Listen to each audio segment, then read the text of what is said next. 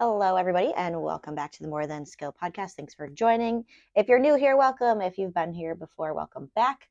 Today's episode, we are talking about willpower, specifically for youth athletes. How can we develop it? Is it developable? All things willpower.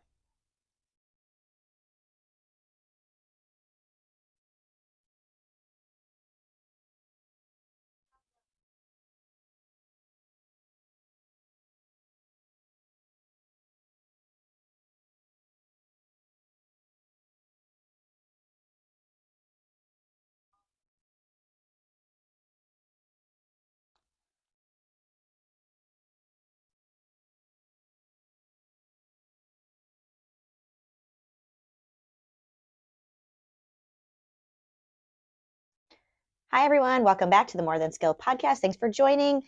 If you're new here, welcome to the show. If you've been here before, welcome back. Today we are talking about willpower for youth athletes. To be more specific, can we develop it in youth athletes? How do we do that if we can? Everything willpower. So before we get into that, I have your mental strategy tidbit for the day, which is this. I have a challenge for you. It's to find genuine joy, find or experience genuine joy every day of your life. Sounds kind of counterintuitive that I would be challenging you to do this, but I am. I think most of us spend our time here kind of going from week to week, maybe in our 9 to 5 job, not really enjoying that Monday through Friday, Monday through Thursday life. We're kind of just always waiting for the weekend. Like we're counting down the days so we get to the weekend where we can have fun, do the things that we like to do, spend time with people that we like to spend time with. And I am like putting the ixnay on that. It's like now my goal in life to get everybody to realize you can find happiness and joy in your everyday life. It's there. You just have to be conscious of it. We can't go through life just always waiting for happiness or waiting for the moment that we're going to be joyful or get to experience things. We have to be able to want that and experience that in our day-to-day life. So that's my challenge to you. The way that you're going to do this is you're going to make a list of 10 items that bring you genuine joy, and you're going to try to complete one of those items every single day. It's really not that deep. Don't make it that deep. Just make a list of 10 things. It can be big things or small things. As an example, my list has cooking on it, has walking, specifically in the metro parks here in Cleveland, which has been really nice lately. So I've been able to do a lot of that. Cooking, walking, obviously playing with my son. I love to read almost to a fault. Sometimes I use reading to escape this sort of negativity of day-to-day life that I'm speaking of. That's a topic for a different day. But yeah, cooking, walking, playing with my son, reading. I love to do those things. I try to do at least one of those things every day. That's only 4 things, but I've already done one of them today. Like I cooked breakfast and I cooked breakfast for myself and my 6-year-old, made my husband some lunch to take to work. It was fun for me. And I already have my sort of walk in the park planned later for today. So those things I'm doing them, but I'm also thanking myself for them. I'm experiencing them. I'm not thinking of other things while I'm doing them. I'm just getting genuine joy from them. So make sure you do that every single day. Make a list and bring in happiness and joy to your day-to-day life instead of waiting for the weekend to do that. Okay, that is your mental strategy tidbit for the day. Now, let's get into today's episode, which is all about willpower. And I specifically want to talk about willpower in kids. So, first of all, willpower, obviously, the ability to exercise control, self-control, and resist temptation. It's usually really great for forming and sustaining good habits. You usually have to have willpower to be able to form and sustain good habits. Okay. So basically, you're completing an unfavorable task now in the present to be able to gain the reward in the future. Now, I will say this before I get into it. Kids' brains are not really wired to do this yet. It takes a lot for them to be able to even understand the concept of, let me do this terrible thing right now so that I get this result in the future, which could be literally years down the line. Okay, so as an adult, our brains are more developed to be able to understand that. In children, they're not quite there yet. So it's pretty large leap for them to be able to do things of this nature. Okay. Now, as I'm researching willpower to deliver to you, my listeners, I have come across two sort of different schools of thought on willpower. The first is that some people, some scientists, some researchers, some thought leaders of willpower believe that it kind of diminishes over time, meaning that if I like love cookies, but I know that they're bad for me, and I go 3 weeks without having a cookie, on the first day of the fourth week, it's like I can't do it any. My willpower is gone. I've used it all up. I haven't eaten a cookie in 3 weeks. I can't do it any longer. I'm having a damn cookie. That's the first school of thought. Same go, and it could be like a day to day thing. It could just be like, okay, you know what? I worked so hard today on every little part of life. I don't have any willpower left. I'm having a bowl of ice cream or whatever. I don't know why my examples always have to do with like food and weight loss. Maybe that's something I need to deal with, but you understand what I'm saying. Okay. Second sort of school of thought is that willpower can actually be strengthened over time. It's viewed as like there's an area of the brain. It's kind of viewed as like a muscle. Like the more you do bicep curls and sit-ups, the bigger those muscles you get. The more you do exercise willpower, the bigger your capacity is to be able to exercise that. Okay, so those are two kind of like conflicting things. Which is it? Are we losing it over time because we're exercising it so much, or are we exercising it so much that we're actually getting better at it? Who knows? Like lots of things in science, where it's still being studied. No one knows the answer. I happen to believe that it's like a combination of both, basically. So I think that the more you use your willpower, I think the better at it you get.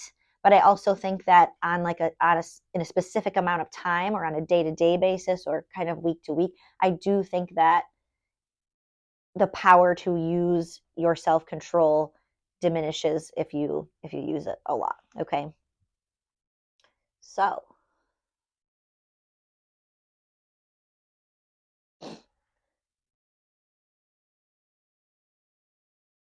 now, like I said, there have been plenty of studies done to kind of understand this. One you're probably familiar with, or have at least heard of, is like the marshmallow experiment. It was done like way back in the day, like 60s or 70s. There was a couple of researchers that had kids. This is where we start to study the sort of willpower of children. So they brought in these kids, these poor little kids, and they put a marshmallow in front of them, this big, fluffy, wonderful, yummy marshmallow in front of these children. And they said to them, I'm going to leave the room. When I come back, you can have 2 marshmallows if you don't eat this one. So don't eat this marshmallow. And when I come back, I'll give you 2. Okay. Were the kids able to resist the temptation of the fluffy, big, wonderful smelling, tasting marshmallow? No, 2/3 of them failed. They ate the marshmallow before the researcher got back. 2/3 of them. Now, the interesting thing about this is that the third of them that were able to resist the temptation, they actually found that those kids were employing strategies to make sure that they did not eat the marshmallow. So they were doing things like covering their eyes so they couldn't see it. They were sitting on their hands to resist the temptation to actually touch or grab the marshmallow. And they were also using some distraction tactics like humming or singing to themselves, kind of get their mind off of eating this marshmallow. So I thought that was interesting. Now, another study that was done was with college students, and the professor separated them into 3 groups. So I have group A, you get to eat cookies. Group B, you have to eat radishes. And group C, you don't get to eat either thing. So what this study found was that, well, so here's what they did. They had the food in front of them. The poor group that had to eat radishes, obviously that was terrible. But what the professor did was had them complete a puzzle after the consumption or not consumption of the food. And what he found was that not the children, the students that ate the cookies worked on the puzzle for 20 minutes.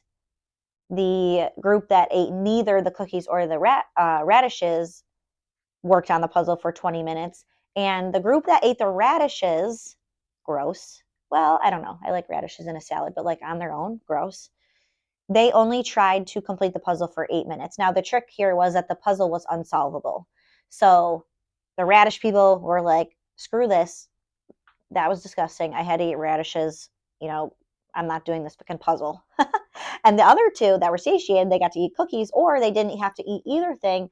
They worked on the puzzle for longer, even though it was unsolvable. They worked on it for 20 minutes. I just thought that that was an interesting kind of observation that has to do with willpower. And that one kind of supports more of the thought, like, I've already used my willpower to choke down these damn radishes. I'm not using any more willpower to solve this unsolvable puzzle. But the other two were kind of like, okay, well, I didn't have to use any willpower. I got to eat freaking cookies, or I didn't have to eat anything. I can solve this puzzle for 20 minutes. Now, so like I said, that kind of demonstrates that first through school of thought, where it's kind of like you run out of willpower. The other thing that happened with the marshmallow experiment was they repeated that experiment some years later. I don't think it was the same people, but they did it again. But this time they gave the children strategies for resisting the temptation. So they actually provided them with, you're going to want to eat this marshmallow, but try these kind of tactics to sort of distract yourself. And that worked. So it ended up flip-flopping. So only a third of them actually ended up eating the marshmallow. So I think it is learned. Like, we can kind of equip our athletes or our children to be able to develop willpower, that kind of study speaks to. We just have to give them the tools to be able to do that.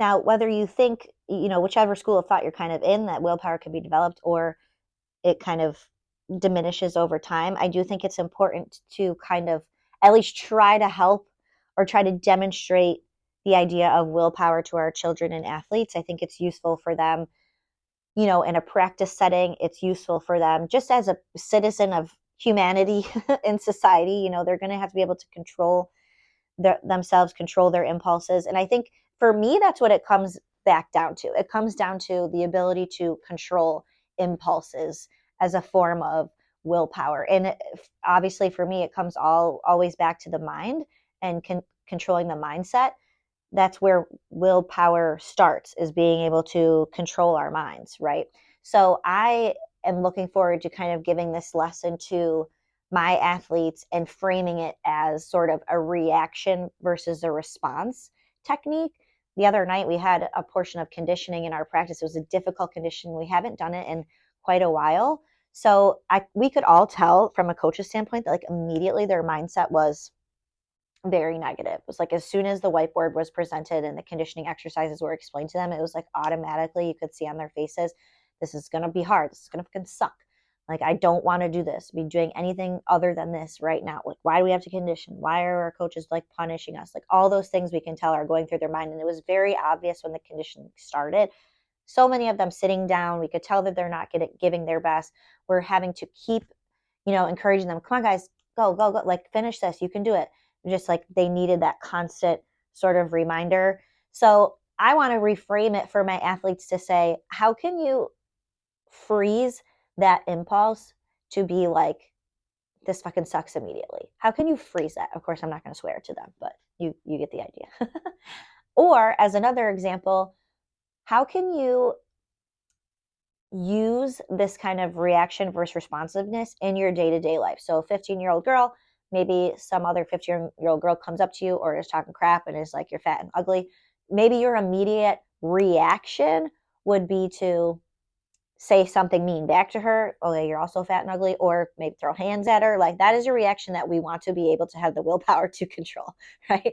We want to be able to respond instead of react. So if someone comes up to you and says mean things, how do you respond to that? How do you take in the information, let it simmer in there a little bit, and craft a response instead of immediately flying off the handle and potentially getting yourself in trouble because you're deciding to throw hands at somebody else, right? Like, those are the kinds of things I want to be able to teach my athletes via this conversation about willpower. So that's where I think it's going to be the most effective, responsiveness versus reacting. Okay, so let's go ahead and just get into a couple of things, a couple of strategies that you can use with your athletes to help them kind of develop this willpower, or at least make them aware of it and implement it in their day-to-day life. So the first kind of strategy I have for everybody is give your kids a freaking break. The other day I posted on our Facebook page. If you don't follow the More Than Skill Facebook page, hop over there. There's lots of good stuff. But I posted a question to athletes via the coaches, like ask your athletes this question. It's like, I'm most at peace when blank. When are you most at peace, basically, is what I was asking. And the reason I asked that is because our kids are going. Like they wake up in the morning and they gotta go, get out the door. My poor 6-year-old, he's like the slowest human alive. I'm like, Lucci, eat your breakfast. Like, come on, go put on your shoes. You're gonna miss the bus. So like from the moment this poor child wakes up until he gets off the bus at the end of the day, at the end of the school day, his brain is like being bombarded with he's got to learn how to read, he's got to learn how to write. They're doing math. It's like it's so much on his little brain. And it's like that from kindergarten until what? They graduate freaking college. Like they're going all the time. Let's give them a minute to not have to exercise any kind of willpower and just live their lives as a child.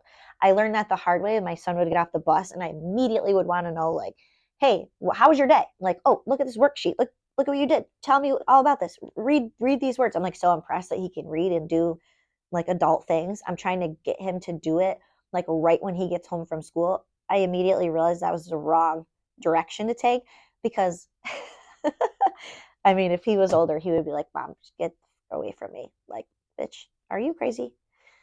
Luckily, he just, kind of ignores me or goes off to play or something. But I realized he just needs a break.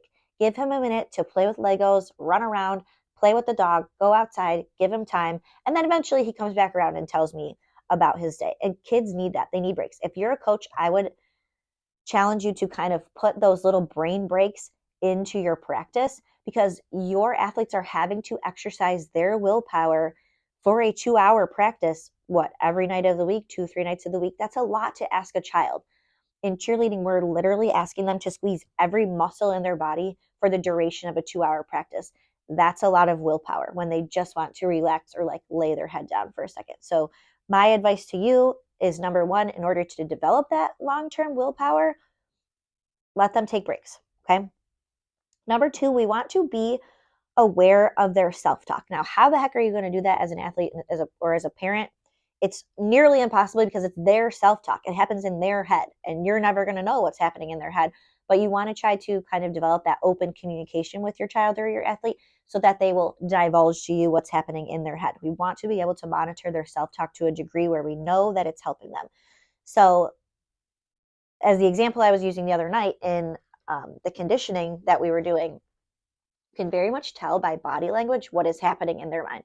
So at that point, I'm able to open a discussion with them and say, I understand what was happening in your mind. As soon as the whiteboard came out that said the conditioning and it was being explained to you, everybody's mind was like, this is going to fucking suck. That's exactly the kind of self-talk that was going in. So I'm challenging you. I'm giving you literally phrases that you can use the next time we have to condition. We're teaching you how to be responsive instead of reacting by giving you this phrase of, okay, this is fine. I can do this. I can totally do this. I can cheer my teammate on. I can ask questions if I need it. I got this. I feel good. Like all of these different things. So help them understand what their self-talk should be. Most of them don't have the capacity yet to be able to reframe on their own. We need to be able to give them the tools to say, okay, here's what you want to be saying to yourself in order to optimize your performance during this portion of practice or routine or game or conditioning exercise, et cetera, et cetera. Self-talk is important. It all starts in the mind. Okay, that was number two. Number three, a game. Ooh, a willpower game. This is the kind of stuff that excites me. I'm going to play this game with my athletes, hopefully tomorrow night during their mental strategy segment. So it's a card game. And what you do is you hold a deck of cards. It starts off like a magic trick, but it's not. So you ask the athlete or your child to pick a card from the deck. Face down, have them pick a card out of the deck. And then everybody gets to see the card. So they show the card to you. They know the card. If you have other athletes watching, have everybody know what card it is. So let's say it's an ace of spades. Okay, we all know it's the ace of spades. We're going to put it back in the deck. We're going to shuffle the deck. And then we're going to lay each card down one at a time. So we're going to flip a card. Doop, doop, doop. When the ace of spades comes back around, you have to slap it. Okay, and the first person to slap it wins. This is an impulse control exercise. This is getting them to understand, oh, that card looks like the ace of spades, but I can't slap it. Like they have to control the impulse to slap it and be the winner of the game. They have to be really focused and tuned in to what's going on, but not slap the card on accident, right? So then once everybody gets the idea of the game, then you start picking more cards. Let's say you pick 3 cards. Now you have the Queen of Diamonds, the 3 of Hearts, and the Jack of, what are the other clubs? So then everybody has to memorize those. You shuffle them back into the deck. And when we see that card, we have to slap it. We have to be the first one to slap it. I'm going to put a little extra kind of challenge in there, which is if you slap a card on accident, you're out, or you have minus 100 points or something like that to make it fun. Okay, that's a really great impulse control game. I will let you know how that goes after I do that with my kids this week. Last one, we want to be able to address any physical triggers to diminishing willpower. And this is great for yourself or your athletes or kids. So if you are, or your athlete is tired, if they're lonely, if they're hungry, they are not going to be able to exercise willpower in the way that you want them to. So this is a little bit more difficult if you're a coach. Like, you can encourage your athletes to eat before practice. But if you're a parent, you definitely want to make sure that your kid is satiated. They have, energy, like they're not tired. It's not the end of the day, or there's not anything they need to talk about, like stress that's kind of affecting them. So those physical triggers are going to lower their capacity for willpower. So the more you mediate those, the higher your chances of being able to exercise the willpower are. Okay. So to recap, number 1, give them a brain break so that they're not having to exercise willpower all hours of the day. This can also look like really good routines for kids. We have a very specific routine that we follow every practice. We have a warm-up routine. They know the structure of our practice. So what that does is it eliminates decision making for them. They just get to follow the routine. They don't have to really think about things or exercise any willpower or decision making. So that's a little tidbit for number 1. Give them breaks, maybe follow a routine, kind of eliminate that need for decision making or willpower. Number 2 is we're going to monitor their self-talk, or at least help them be able to know what the right self-talk is, or the direction that it should be moving. Okay, you're usually able to read that with body language, but again, you'll never know what's going on inside their head. So you want to make sure you're cultivating that relationship with them where they're open to talking with you. Number 3, games. I don't know why I have that plural, because there's only one game that I have. It's the impulse control card game. Let me know how that goes with your athletes. I will also let you know how that goes in my next mental strategy section. And then, of course, number 4, just addressing those physical triggers. It's the same as, your own self. Let's say you go to bed at 1 a.m, but you have to wake up at 5 a.m. to go get a workout in. You're going to be way less likely to be able to exercise that willpower at 5 a.m. if you're not going to bed earlier than that and getting amount of rest, because you're freaking tired. Okay. It's very hard to exercise willpower when there's outside sort of physical triggers happening. So try to eliminate those for your children, or encourage them to eliminate those before practice starts. Okay. So that is my episode on willpower. May we have it, may we exercise it, may we never know if it's something that we can build or if it's something we lose over time. I think we can build it, though. I think we should start practicing and kind of leading by example for our athletes. How can we start to employ willpower? That would be great kind of storytelling for them. Like, hey, I really didn't want to do this, but guess what? I did. And here are my XYZ results. I think that would be great for them to hear, especially since they're not quite equipped to be able to fully understand it as we are. Okay. Good luck developing willpower. And once again, thank you for listening. I'll talk to you next time.